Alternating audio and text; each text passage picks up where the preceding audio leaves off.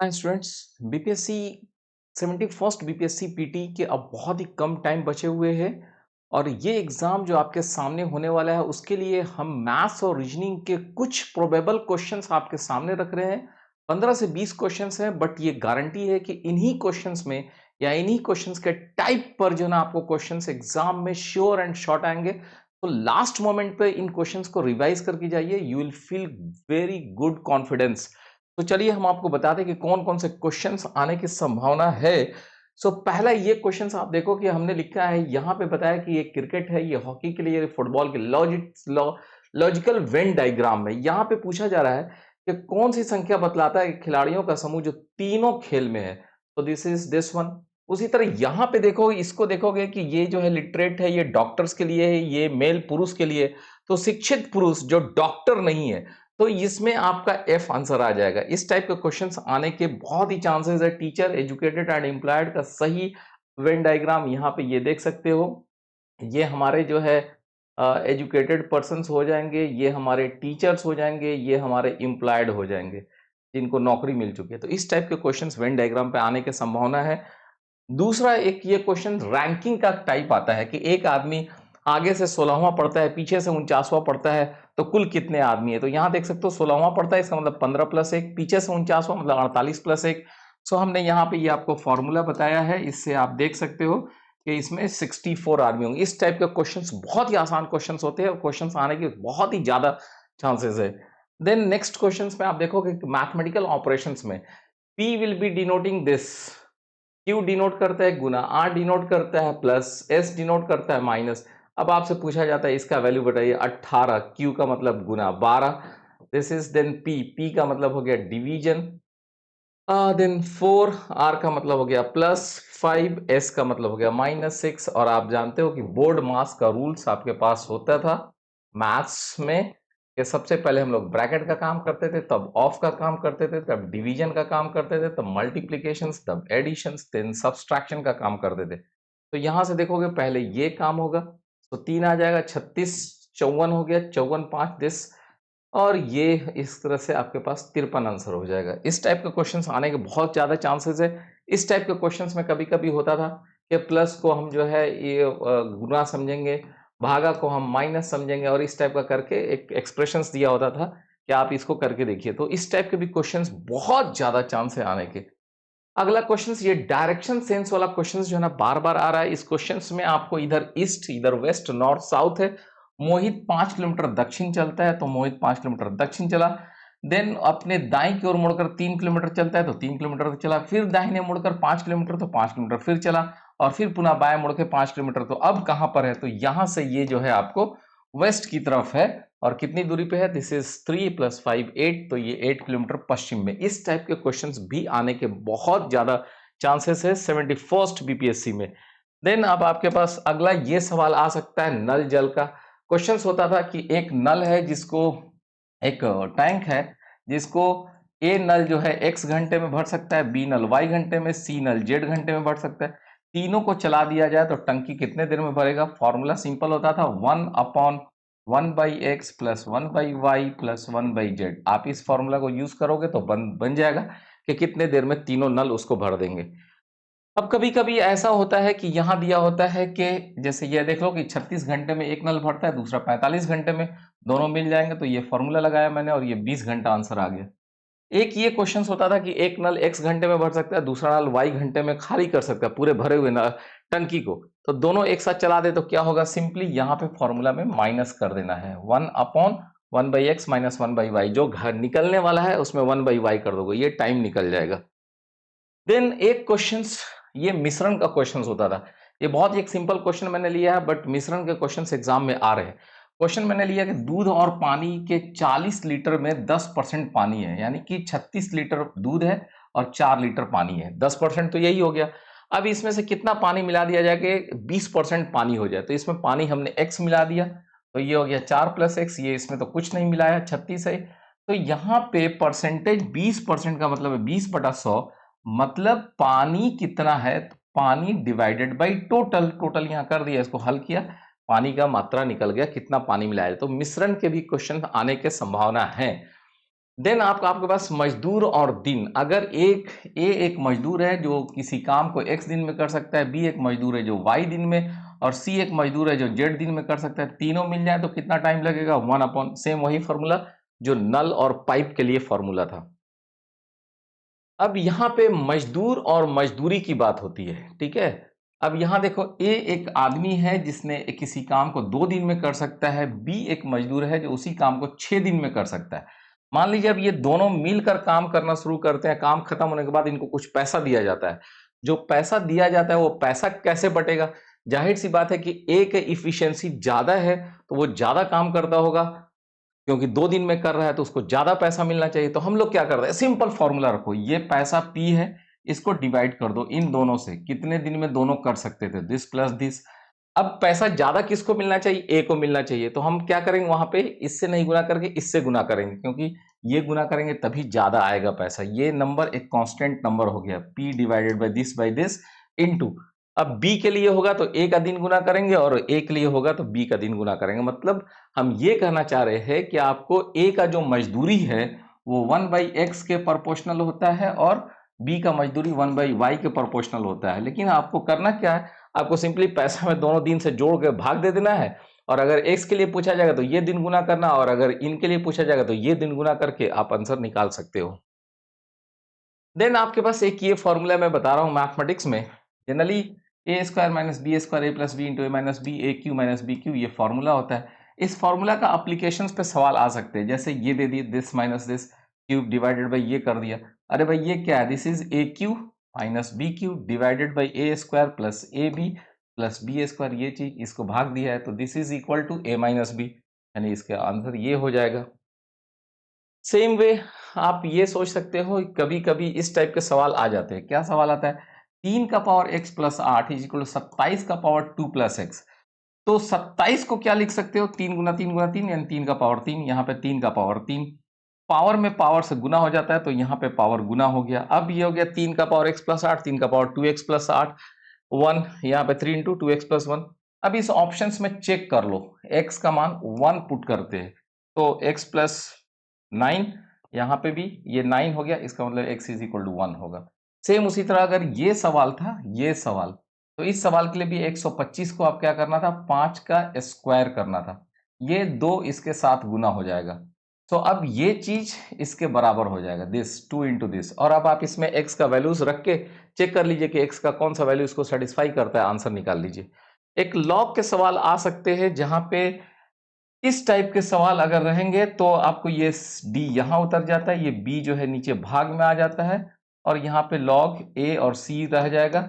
अगर ये दोनों बराबर होंगे तो 1 हो जाएगा, तो इस तरह से ये वैल्यू d/b हो जाएगा। log के भी एक सवाल आने के चांसेस है।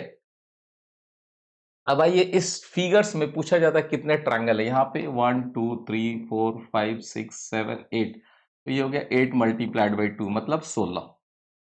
यहाँ पे लिख सकते हो 1 2 3 4, सो 1 प्लस 2 प्लस 3 प्लस 4, और यहाँ पे ये जो लाइन है इस लाइन की वजह से 2 से मल्टीप्लाई कर दो, तो इस तरह से ये आंसर निकल जाएंगे। इस टाइप के आपके सवाल आएंगे कि कितने फिगर्स में कितने ट्रायंगल हैं, कितने रेक्टेंगल है, ये आपको देखना है। यहाँ पे देखो, यहाँ पे हो जाएगा 1 square plus 2 square plus 3 square, 3/3 का है, तो 3 3 9, 9 4 13, 1 14, यहाँ पे 14 आपके जो है स्क्वायर्स होंगे। तो इस टाइप के सवाल भी आने के चांसेस है, आपको प्रैक्टिस करके जाना चाहिए। इस टाइप के सवाल मैंने और भी यहाँ पर रखे हैं कि ये स्टार में 1 2 3 4 5, 5 ये हो गए, तो 5 इंटू 2 मतलब 10 आपके जो है ट्राइंगल होंगे, पूरे ट्राइंगल 10 होंगे जो है।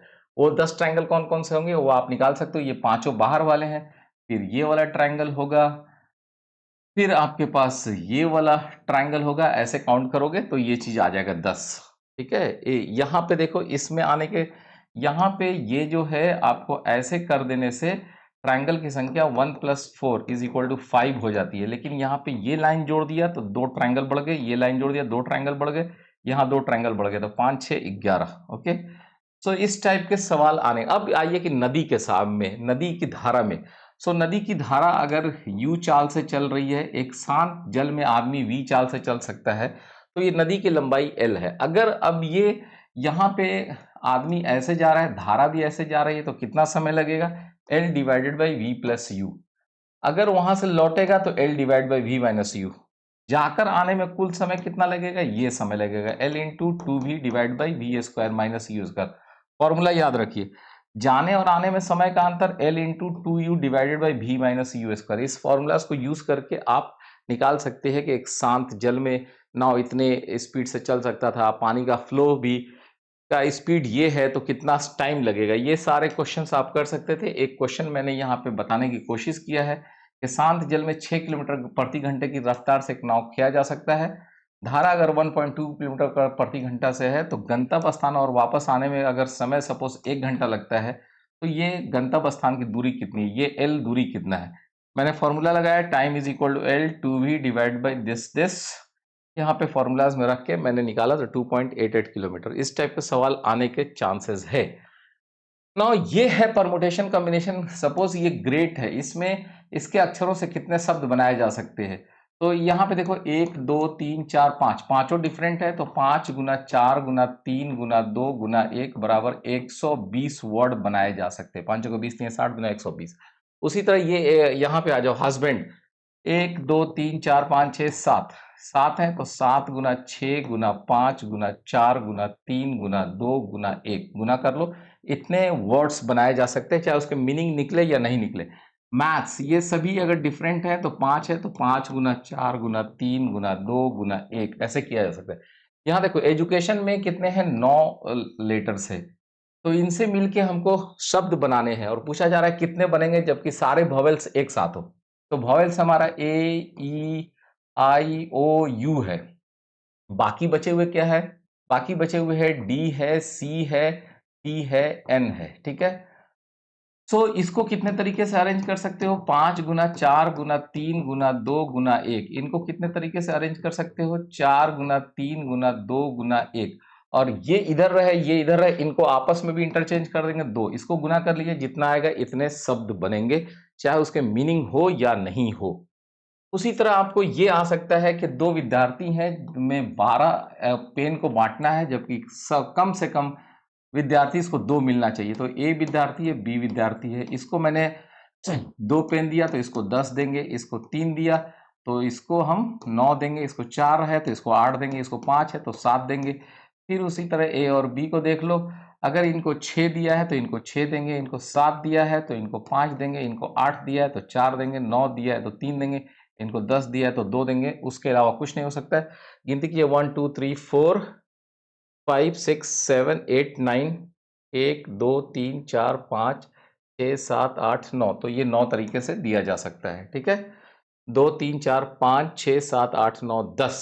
ठीक है, अब आ जाओ 3 इनाम को 7 आदमियों में बांटना है। तो पहला इनाम 7 तरीके से दिया जा सकता है, दूसरा इनाम को भी 7 तरीके से, तीसरे इनाम को भी 7 तरीके से, तो 243 आंसर हो जाएगा। यहाँ देखिए 1 2 3 4 5 से मिलकर इस्तेमाल करके 4 अंकों की कितनी बड़ी संख्या बनाई जा सकती है जबकि अंकों का रिपीट नहीं हो। तो 4 जगह बना लीजिए, 1 2 3 4 5 चीजें हैं तो यहाँ पे 5 तरीके से, 4 तरीके से, 3 तरीके से, 2 तरीके से, तो सबको गुना कर दीजिए।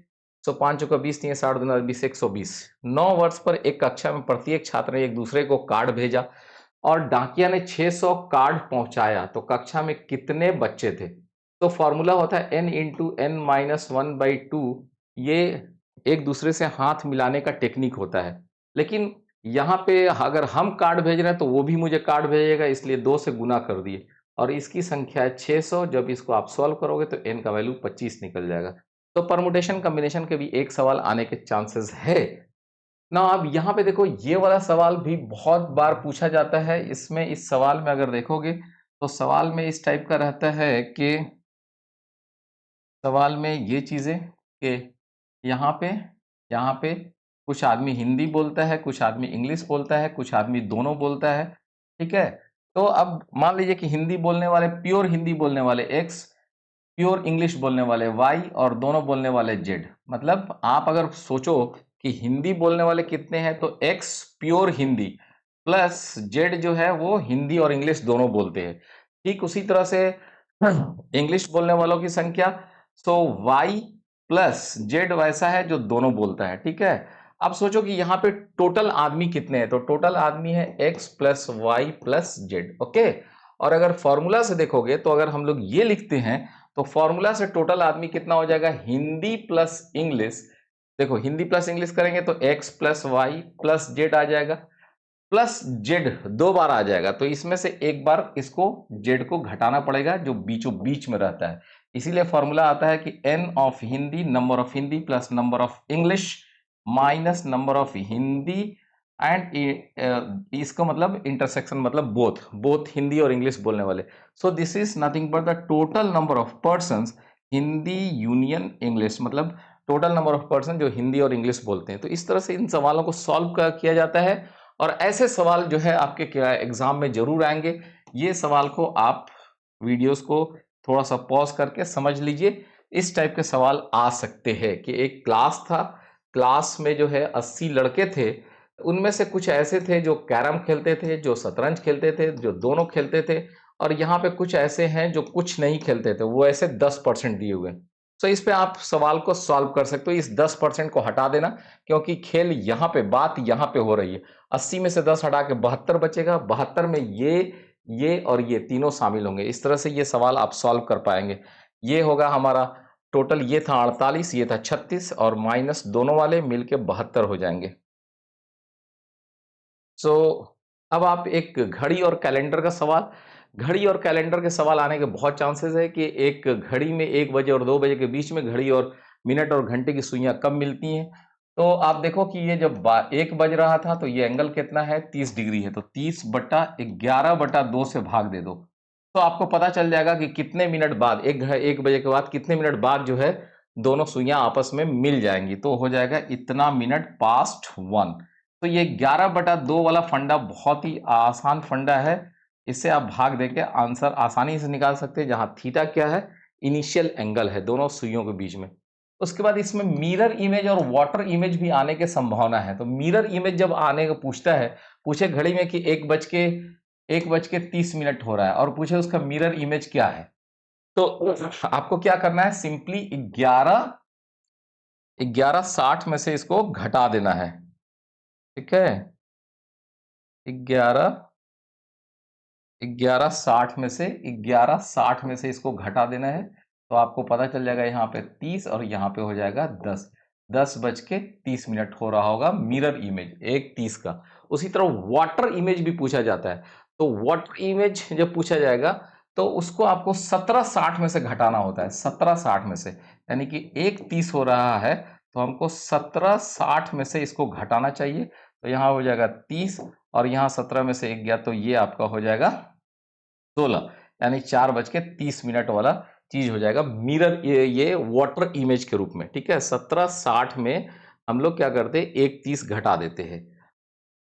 तो अब ये उसके बाद जो है कैलेंडर वाले प्रॉब्लम्स भी आ सकते हैं कि आपको 1 जनवरी 2001 में मंडे था तो 31 दिसंबर को क्या होगा, तो इतना के बीच में कितना दिन आएगा भाई, 1 जनवरी से लेकर 31 दिसंबर तक 2001 में 364 दिन आएंगे। 364 दिन को 7 से भाग दोगे तो 52 आ जाएगा, यानी 52 सप्ताह, यानी मंडे के बाद फिर मंडे ही पहुंचेगा।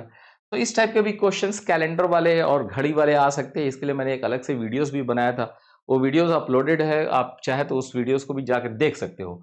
उसके बाद एक एवरेज निकालने के लिए आता है कि दो N1 समान का एवरेज जो है A है, N2 समान का एवरेज B है, तो पूछा जाता है कि ओवरऑल एवरेज क्या होगा, N1A plus N2B divide by N1 plus N2। इस टाइप के भी सवाल आ सकते हैं। देन अब आपको ट्रेन के साथ होता है कि भाई एक ट्रेन क्रॉस कर रही है, एक आदमी खड़ा है, तब कितना टाइम लगने वाला है, सिंपली ट्रेन की लंबाई डिवाइड बाई ट्रेन की चाल। अगर ये आदमी इधर की तरफ दौड़ने लगा तो इसकी स्पीड को घटा देते हैं, अगर ये आदमी इधर की तरफ दौड़ने लगा तो इसकी स्पीड को जोड़ देते हैं।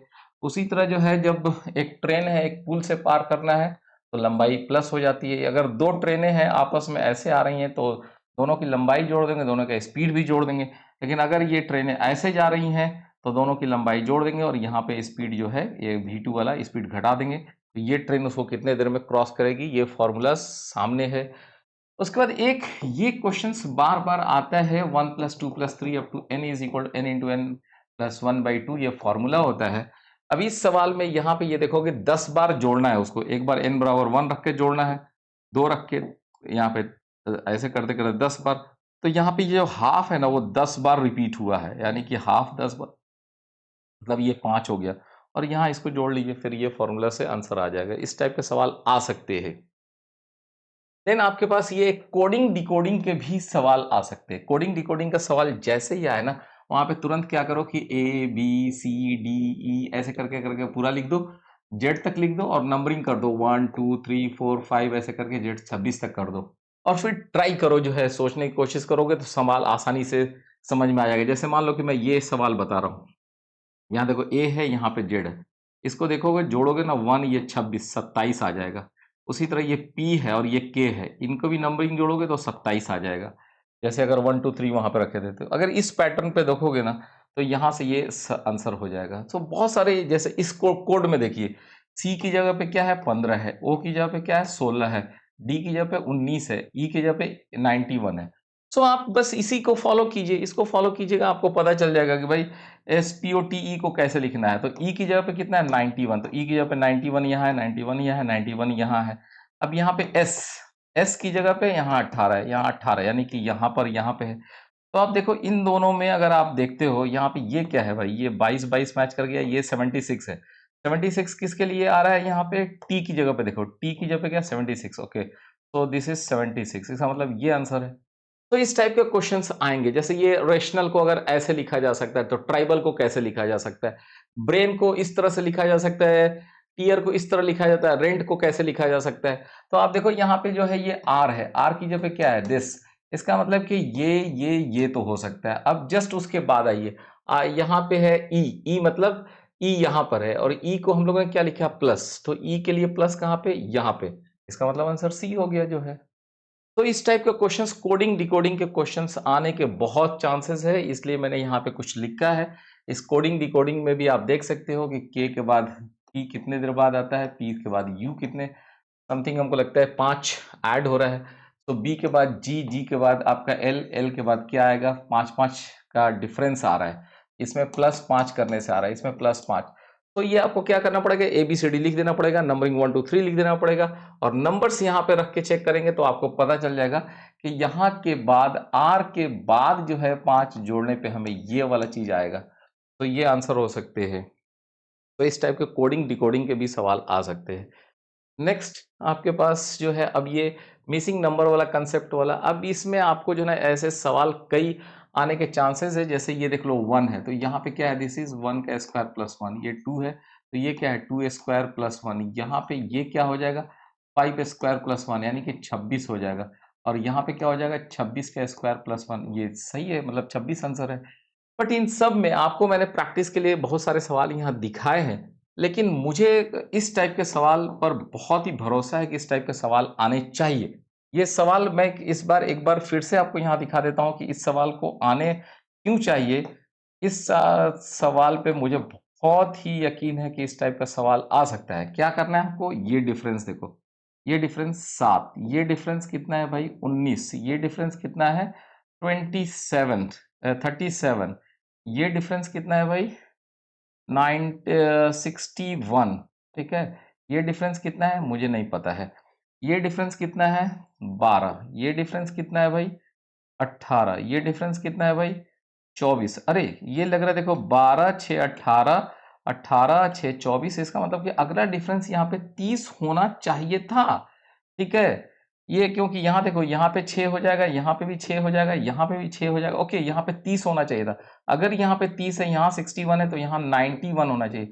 अगर ये 91 है, ये दिस है, तो इसका मतलब ये 219 होना चाहिए, ये आंसर। तो इस टाइप के सवाल के मुझे बहुत उम्मीद है कि इस टाइप का सवाल पूछा जा सकता है।